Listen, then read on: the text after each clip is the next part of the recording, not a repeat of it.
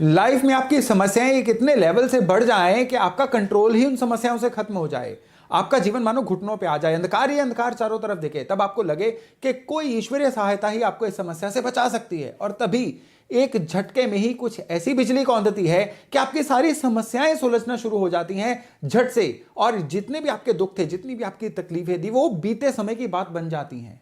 तो ये जो बिजली कौंधती है, ये जो ईश्वर की तरफ से सहायता आती है ना, ये सहायता होती है राहु की सहायता। तब ईश्वर राहु को जरिया बनाते हैं आपको झट से किसी भी समस्या से निकालने के लिए। राहु ये एक इस तरह की ऊर्जा है जो आज तक सबसे कम जिसके ऊपर बात की गई है। ये इस तरह की ऊर्जा है जिसके बारे में ज्यादातर सिर्फ डराया गया है। जब भी लोगों की राहु की दशा आती है, राहु की अंतरदशा आती है, या गोचर में राहु किसी भी अच्छे बुरे स्थान पे आता है, लोग बस राहु से डर के राहु का पूजन करवाना शुरू कर देते हैं, राहु की चीजों का दान करना शुरू कर देते हैं, राहु के मंत्रों का जप शुरू कर देते हैं, जो कि सर्वथा गलत है। क्योंकि राहु अगर आपकी सहायता करने पे आएंगे ना, तो जैसा मैंने अभी आपको कहा कि झट से बिजली की तेजी से आपकी समस्याओं को सुलझाएंगे। लेकिन अगर आपने गलती से राहु की चीजों को डोनेट कर दिया और ये राहु जो हैं आपकी सहायता करने वाले राहु हुए, तो आप समझिए कि आपने उसकी अच्छी ऊर्जा को दे दिया। अब आपकी समस्याओं को कोई भी नहीं सुलझा पाएगा। राहु की ऊर्जा को समझना जरूरी है। आपको यह समझना जरूरी है कि जब राहु अच्छे होते हैं तब क्या देते हैं, जब राहु बुरे होते हैं तो क्या लेते हैं। क्योंकि जब आपके जीवन में कभी ना कभी कोई चैलेंज आएगा, कभी कोई नेगेटिव इंस्टांस आएगा, कभी कोई दिक्कत आएगी ना, तब आपको भली भांति पहले से ही पता होगा कि भाई ये राहु द्वारा दी गई समस्या नहीं है, अब राहु का कोई इलाज करना जो है व्यर्थ रहेगा। राहु की ऊर्जा को बड़ा संभाल के यूज करना जरूरी होता है, नहीं तो ये राहु जो है ये दोधारी तलवार होते हैं। अगर ये समस्या खत्म कर सकते हैं ना, तो ये गला भी काट सकते हैं, ये समस्या डाल भी सकते हैं। आज का वीडियो बड़ा इंपॉर्टेंट होने वाला है, क्योंकि आज मैं आपको राहु को समझना बताऊंगा कि इस राहु की ऊर्जा को समझा कैसे जाएगा। नमस्ते, मेरा नाम है योगेश शर्मा, स्वागत है आपका happy life with Yogesh Sharma में। दोस्तों, इस वीडियो में आगे बढ़ने से पहले एक विनम्र निवेदन कि अगर अभी तक आपने अपने इस चैनल को सब्सक्राइब नहीं किया है तो कृपया सब्सक्राइब जरूर करिएगा और बेल बटन दबाना न भूलिएगा। राहु जो है ये फिजिकल प्लेनेट नहीं है, छाया ग्रह है, यानी कि नोड कहा जाता है इसको। जो ग्रहण के दौरान चंद्रमा की छाया होती है ना सूरज के प्रति, उसके जो अपर नोड होती है उसको राहु, और जो लोअर नोड होती है उसको केतु बोला जाता है। राहु जो है ये छाया ग्रह होते हुए भी जो फिजिकल बॉडीज होती है ना, जैसे शनि गुरु, इनसे भी ज्यादा पावरफुल मानी जाती है। क्यों? क्योंकि वो ऊर्जा जो अचानक ही कुछ करेगी ना, अच्छा या बुरा, वो आपके जीवन में हमेशा ज्यादा इंपॉर्टेंस रखेगी। राहु की दशा जो होती है 18 साल की होती है। एक राशि में राहु का गोचर जो होता है वो 18 महीने यानी 1.5 साल तक होता है, और 1.5 साल बहुत ज्यादा होता है किसी भी अच्छे प्रभाव को देने के लिए या किसी भी अच्छी चीज को लेने के लिए। राहु जो है ना, ये जब अच्छे होते हैं जीवन में, वो इंसान को क्रिएटिव बहुत बनाते हैं। जितने भी अच्छे राहु वाले लोग हैं ना, जुगाड़ू होते हैं। आपने आसपास जितने भी जुगाड़ देखे हुए हैं ना, यानी छोटी से छोटी चीजों में कोई जुगाड़ करके कोई बढ़िया चीज बना दी गई हो, ये राहु होते हैं। आपने अपने आसपास कई स्टार्टअप आइडियाज देखे हैं जो आप हैरान होते हो कि ये विचार हमारे दिमाग में क्यों नहीं आया।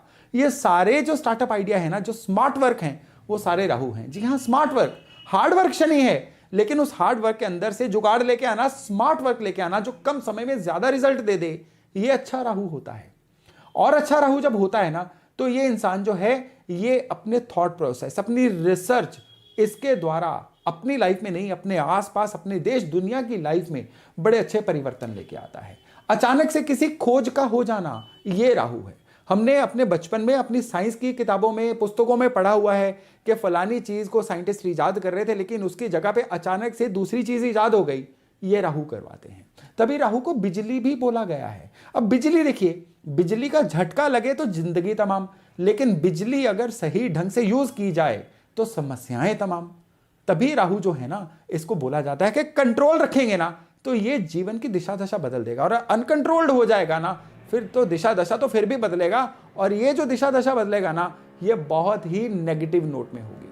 अब राहु जो है, खराबियां तो मैं अभी आपको बताऊंगा, लेकिन राहु की और अच्छाइयां सुन लीजिए। आपके आसपास आपको कैसे पता चलेगा कि आपके राहु अच्छे हैं। जब राहु अच्छे होंगे ना, तो आपके घर के अंदर कोई भी वास्तु दोष होगा ये टिकेगा नहीं। जब राहु अच्छे होंगे ना, तो आपके घर के अंदर किसी भी तरह की दिक्कत होगी ना, उसके सुलझने के रास्ते बनते चले जाएंगे। अच्छा राहु सॉल्यूशन है, बुरा राहु जो है वो एकदम से अंधकार है, यानी इंसान को कुछ भी सूझना बंद हो जाता है। लेकिन जो अच्छा राहु होता है ना, ये एक समस्या आती है ना, उसके सुलझने के 10 रास्ते पहले से ही तैयार खड़े होते हैं। राहु जब खराब होते हैं ना, तो ये सबसे पहले तो बुद्धि को ब्लॉक करते हैं। खराब राहु क्या करते हैं, इंसान जो है शॉर्टकट्स बहुत अपनाता है, जुगाड़ उससे हो नहीं पाते हैं, शॉर्टकट्स वो बहुत अपनाता है, यानी उस शॉर्टकट के चक्कर में ना काम की क्वालिटी रहती है, ना काम कंप्लीट हो पाता है, ना उसका नाम हो पाता है, ना उस काम से उसको कभी भी रिजल्ट आ पाते हैं। आप अपने जीवन में देखिए ना, जब जब आपने बहुत ज्यादा शॉर्टकट अपनाने की कोशिश की, जब जब आपने सोचा कि फटाफट काम कंप्लीट करके निकलूं, तब तक वो काम बिगड़े आपके। ये राहु के खराब होने की निशानियां हैं। देखिए, एक चीज होती है जलन, एक चीज होती है ईर्ष्या। ईर्ष्या क्या होती है कि आपके पड़ोसी ने नई गाड़ी ली, आपको ईर्ष्या है कि उसने नई गाड़ी ली, मैं उससे बढ़िया गाड़ी लूंगा। ईर्ष्या, अच्छा, ये अच्छा राहु है। लेकिन बुरा राहु क्या है, बुरा राहु है कि पड़ोसी ने गाड़ी ली, आप सुबह सुबह या अंधेरे में गए, उसकी गाड़ी को ईंट मार के तोड़ के आ गए, यानी अगर मैं नहीं ले पाया तो वो भी एंजॉय ना करे। ये जलन है, ये खराब राहु है। खराब राहु कॉन्स्पिरेसी कराता है, खराब राहु षड्यंत्र करवाता है, खराब राहु चालबाजियां करवाता है, खराब राहु किसी को भी अच्छा करता हुआ देख के बस उसको गिराने की कोशिशें करता है। खराब राहु जब होता है ना, इंसान कुछ भी कंस्ट्रक्टिव नहीं सोच पाता है, हमेशा डिस्ट्रक्टिव रहता है। चुगली, निंदा, षड्यंत्र, चालबाजियां, कि जैसे हम अपने ये डेली सोप सीरियल्स में देखते हैं कि कोई ना कोई इंसान हमेशा ही उलझता ही चला जाता है, नेगेटिव ही सोचता है। या हम अपने पुरानी फिल्मों में देखते थे कि एक विलन है जो बिना किसी रीजन के ही बुरा है। ये खराब राहु की निशानी है। अच्छी चीजें उनको कभी सूट नहीं करती, अच्छी चीजें उनको कभी माफिक नहीं आती। तो चलिए फटाफट ना अपने 12 घरों में राहु के अच्छे और बुरे का आप वर्किंग जान लीजिए, ताकि आपकी कुंडली में राहु जहां पे है आपको पता चल जाए कि ये राहु आपके लिए अच्छा फल दे रहे हैं कि बुरा फल दे रहे हैं। लग्न में राहु होंगे, अच्छे होंगे, तो इंसान छोटी उम्र में ही काम कारोबार में सेट हो जाता है और छोटी उम्र से ही कमाना शुरू कर देता है, और उम्र के अब मध्य दौर में जाके 35 से 40 वर्ष की आयु के बीच में अपने काम कारोबार में भी आ जाता है। लेकिन यही राहु जब खराब होता है ना, बिना बात के इंसान चिड़चिड़ा बन जाता है, रिएक्टिव बन जाता है और बहुत लंबे समय तक किसी भी काम में एडजस्ट नहीं हो पाता है। मैरिड लाइफ में भी दिक्कतें रहती हैं। सेकंड हाउस जिसको धनस्थान बोलते हैं, वहां पे राहु खराब होगा या अच्छा होगा तो क्या रिजल्ट देगा। यहां पे राहु अच्छा होगा ना, तो अब ये जो इंसान है अपनी वाणी के थ्रू, ये इंसान जो है अपने मैग्नेटिज्म, अपने एक ऑरा के थ्रू लाइफ में बहुत ही कुछ अच्छा कर जाएगा। एकदम से पैसे कमाना, चाहे वो कमोडिटी शेयर से हो या अचानक से किसी भी अच्छे जुगाड़ के मध्य पैसे कमाना हो, ये इसको बड़े भली भांति आता है। लेकिन यही राहु जब खराब होगा ना, सबसे पहले तो इसका परिवार इसका बैरी बनेगा, उसको परिवार से सपोर्ट नहीं मिलती है और हाथ आया हुआ धन जो है रेत की तरह हाथ से फिसल जाता है। थर्ड हाउस का राहु अच्छा होगा तो पॉलिटिक्स में अच्छा होगा, स्पीकर अच्छा होगा, सभी आसपास के लोग उसकी सलाह लेंगे, एक बहुत बुलंद अच्छा स्पीकर और लीडरशिप क्वालिटी वाला इंसान होगा। थर्ड हाउस का राहु जब खराब होगा, बिना बात के उलझने वाला, दूसरों से फायदा उठाने वाला, लोगों की लाइफ में ताका झाकी करने वाला, या एकदम से नेगेटिव थिंकिंग का मालिक जो सबको तो समझाएगा लेकिन खुद के लिए कुछ नहीं कर पाएगा, इस तरह का राहु होगा। चौथे घर का राहु अच्छा होगा तो ये इंसान को हमेशा एक टारगेट रख के जीवन में आगे बढ़ाता है और लाइफ में पॉपुलर बहुत करता है। लेकिन फोर्थ हाउस का राहु खराब होगा ना, काम कारोबार उसका जीवन में सेटल ही नहीं होने देगा। काम बदलते रहेंगे या काम के अंदर बदलाव आते रहेंगे, लेकिन उसका जीवन सेटल नहीं कहलाएगा। राहु 5वें घर में होगा और अच्छा होगा तो ये लोग जो हैं ये बहुत अच्छे मैथमेटिशियन होते हैं या कैलकुलेशंस में बड़े माहिर होते हैं, या सामने वाले से काम लेना इनको बहुत अच्छे से आता है। लेकिन यही राहु जब खराब होंगे ना, इजी मनी के चक्कर में ये अपनी जिंदगी को और अपने परिवार की जिंदगी को भी बर्बाद कर सकते हैं। फिफ्थ हाउस का राहु जब खराब होता है ना, इसकी बहुत बड़ी निशानी होती है कि इनका डाइजेशन सिस्टम बहुत जल्दी खराब हो जाता है। राहु छठे घर में होगा, अच्छा होगा। छठे घर के राहु को तो वैसे भी बहुत बढ़िया माना गया है।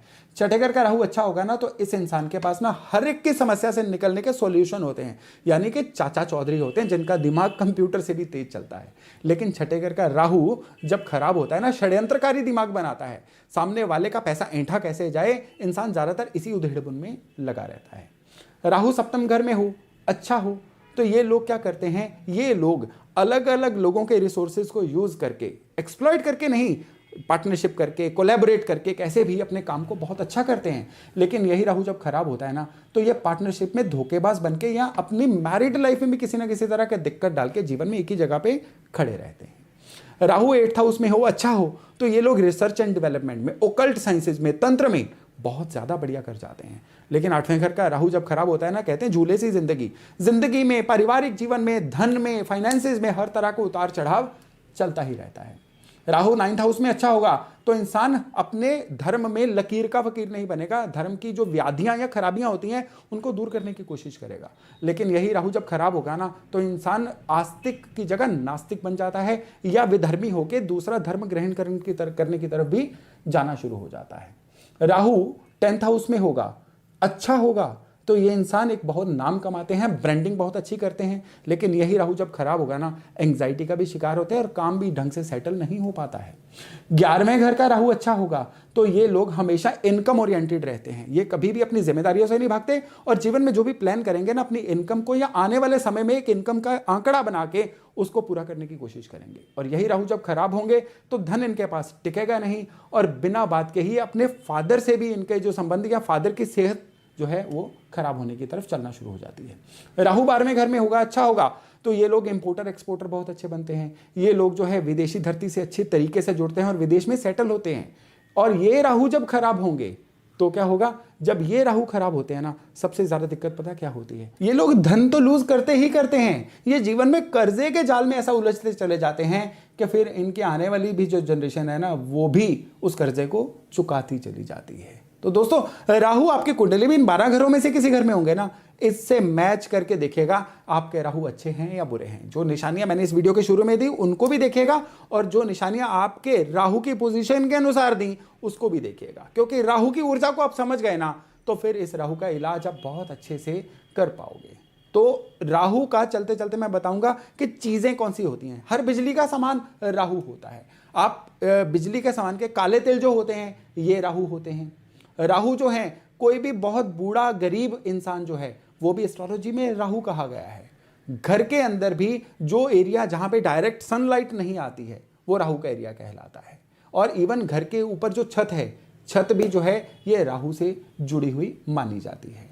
वो सारे स्थान जहां पे चीजों को सीक्रेट रखा जाता है या जहां पे ओकल्ट की प्रैक्टिसेस की जाती हैं वो जगह भी राहु कहलाती हैं। या आपकी जगह से दूर जहां पे ना सरकार चलती है, ना आपकी करेंसी चलती है, ना आपके जैसे लोग होते हैं, वो जगह भी राहु की जगह कहलाती है।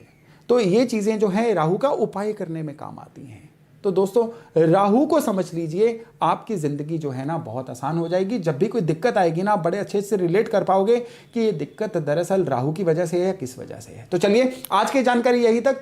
मैं आशा करता हूं इससे लाभ लेके आप अपने आने वाले जीवन को बहुत ही सुगम बना पाएंगे। तो चलिए बहुत जल्द मिलते हैं नए टॉपिक नए विषय के साथ। अपना खूब ध्यान रखिएगा। नमस्ते।